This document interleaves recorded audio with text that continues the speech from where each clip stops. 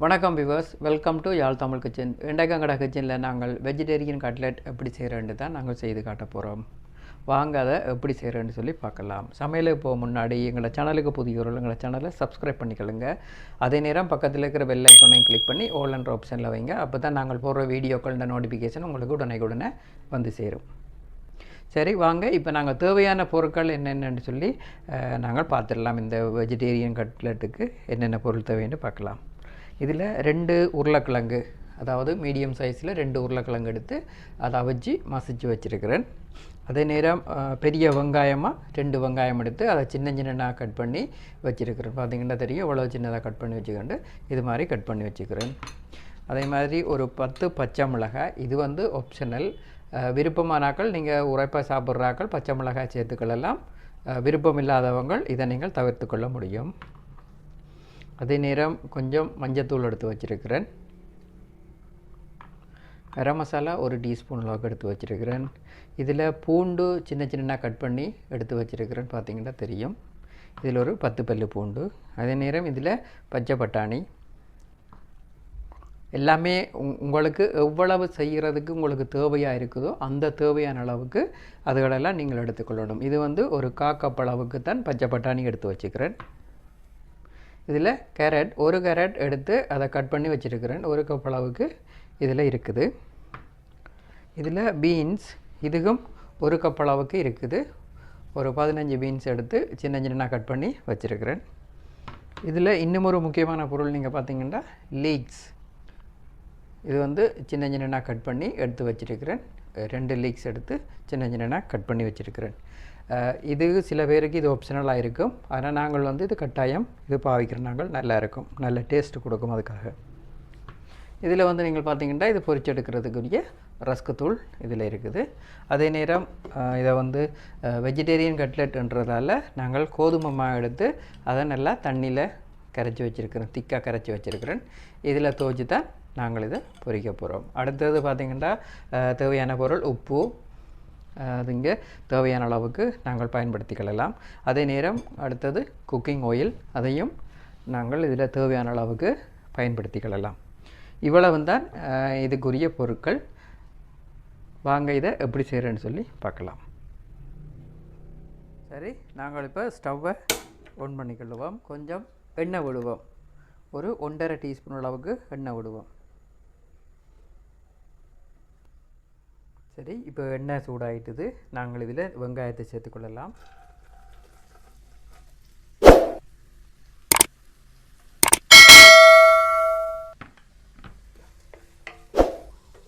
ஓரளவு வெங்காயம் வதங்கிட்டுன்னு சொன்னால் அதை மீடியம் அண்ட் லோ ஃப்ளேமுக்கு மாற்றிக்கொள்ளலாம். இந்த வெங்காயம் வதங்குறக்காக கொஞ்சம் உப்பு வந்து போட்டுடுவோம்.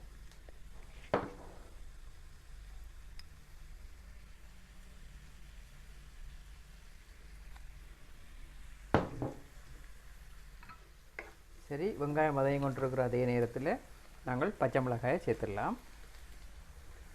இது திரும்பவும் சொல்கிறேன், இது வந்து ஆப்ஷனல். இந்த உரைப்பு பிடிக்காதாக்கள் இருப்பீங்க, உங்களுக்கு பச்சை மிளகாயை தவிர்த்துட்டு நீங்கள் கரம் மசாலா கொஞ்சம் சில்லி பவுடரும் சேர்த்துக்கொள்ளலாம். சரி, இந்த நேரம் நாங்கள் இதில் இந்த பூண்டு சேர்த்துக்கொள்ளலாம். இதே நேரம் இந்த பீன்ஸ் அதையும் இதில் சேர்த்துக்கொள்ளலாம்.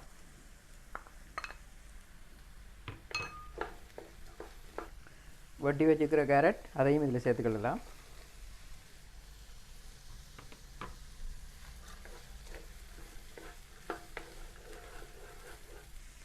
கொஞ்சம் உப்பு போடுவோம். இந்த மரக்கறி எல்லாம் கொஞ்சம் வேகட்டும். நல்லா எல்லாத்துலேயும் உப்பு பிடிக்கணும்னா கொஞ்சம் போடுங்க.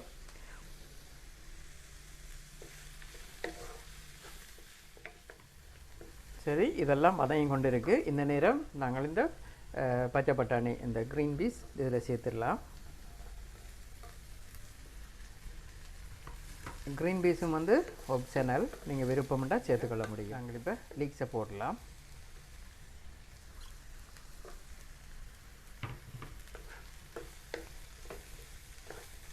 லீக்ஸ் போட்டிங்கன்னா செம்மையான ஒரு டேஸ்ட் வரும். கட்லட், ரோல் எல்லாத்துக்குமே வந்து லீக்ஸ் வந்து சேர்க்க முடியும்.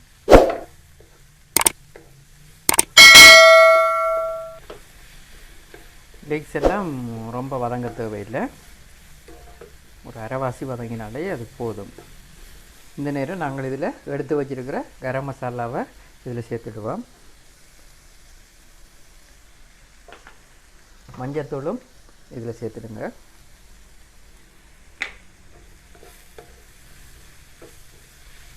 இந்த கரம் மசாலான்ற பச்சை வாசனை போகும் வரைக்கும் கொஞ்சம் நல்லா கிண்டி விடுங்க. எல்லாமே நல்லா வதங்கிட்டுது. இந்த நேரம் நாங்கள் இதில் மசிச்சு வச்சுருக்கிற உருளைக்கிழங்கை இதில் சேர்த்துடலாம்.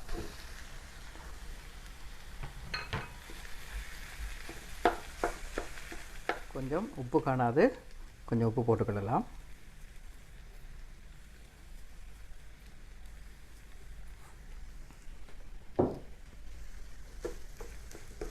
மொத்தமாக நாங்கள் 1 டீஸ்பூன் அளவுக்கு உப்பு சேர்த்துருக்குறோம் இதுக்கு. சரி, எல்லாமே வந்து ஒன்றோடைய ஒன்று சேர்ந்துட்டுது, நல்லா மசிச்சிட்டோம்.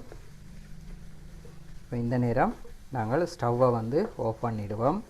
ஆஃப் பண்ணிவிட்டு இது ஆறின உடனே இதுக்கு நாங்கள் கொரியண்டர் லீஃப் போட்டு இதை நாங்கள் மிக்ஸ் பண்ணிடலாம். ஓகே, ஸ்டவ்வை வந்து ஆஃப் பண்ணிடுவோம். சரி, இப்போ நாங்கள் வந்து இதை வேறொரு டிஷ்ஷுக்கு மாற்றிட்டேன். இந்த நேரம் இதில் வந்து கொஞ்சம் வெட்டின கொரியண்டர் லீஃப் வந்து கொஞ்சம் போட்டுடலாம். போட்டுட்டு நல்லா மிக்ஸ் பண்ணிவிடுவோம்.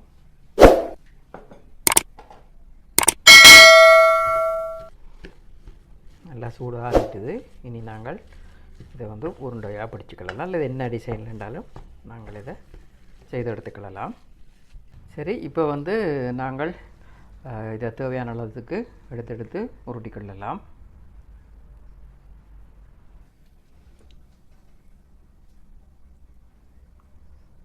சரி, இப்படி உருண்டையாக எல்லாத்தையும் உருட்டி எடுத்துக்கொள்ளுங்க.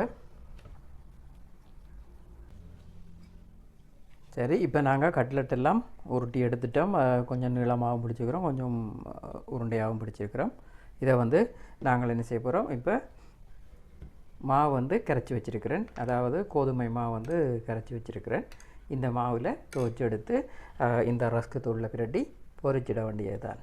சரி சரி, இப்போ நீங்கள் வந்து கரைச்சி வச்சுருக்கிற இந்த மாவுக்குள்ளே போட்டு எடுக்கலாம். இதை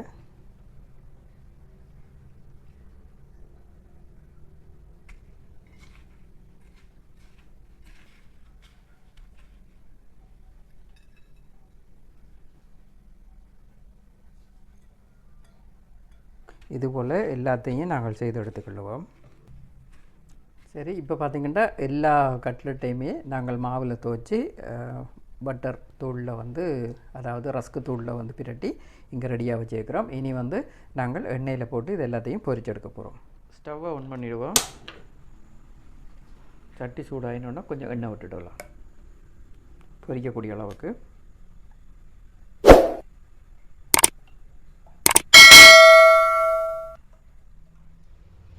சரி, இப்போ எண்ணெய் சூடாகிட்டுது.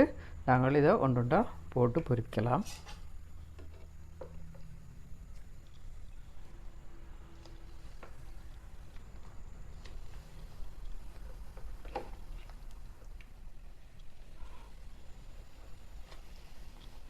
ஒன்றொண்டா நாங்கள் வந்து இந்த சூட்டை பேலன்ஸ் பண்ணுறதுக்கு ஏற்ற மாதிரி நாங்கள் ஒன்றொண்டு போட்டுக்கொள்ளணும் உடைக்கிறேன்.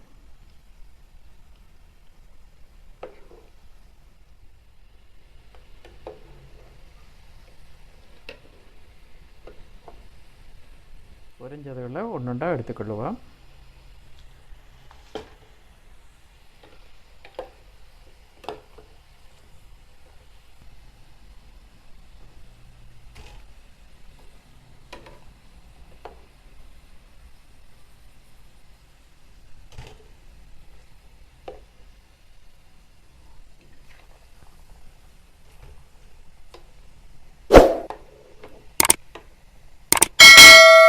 இது மாதிரி எல்லாத்தையுமே வந்து நாங்கள் பொரிச்சு எடுத்துக்கிடலாம்.